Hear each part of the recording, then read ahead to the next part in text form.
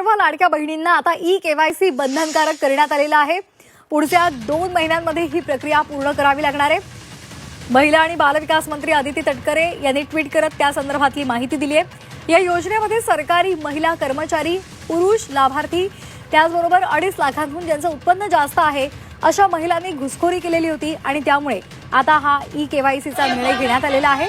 गरजू महिलांनाच योजनेचा लाभ मिळावा म्हणून सरकारनं हे पाऊल उचललेलं आहे। ई-केवायसी केल्यानंतर लाभार्थ्यांच्या खात्यामध्ये पुढचा हप्ता जमा होणार आहे। दरम्यान ई-केवायसी नेमकी कशी करायची पाहूयात ग्राफिक्समधून।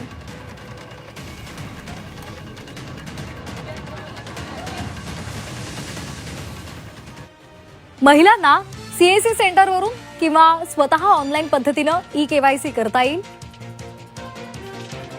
https://ladkibaheen.maharashtra.gov.in या वेबसाईटवर आपण लॉग इन करावं।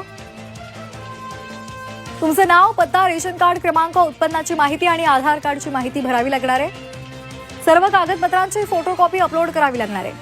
तसंच लाडकी बहीणच्या पोर्टलवर पॉपअप विंडो सुद्धा सुरू करण्यात आली आहे, तिथे सुद्धा क्लिक करून ई-केवायसी करता येणार आहे।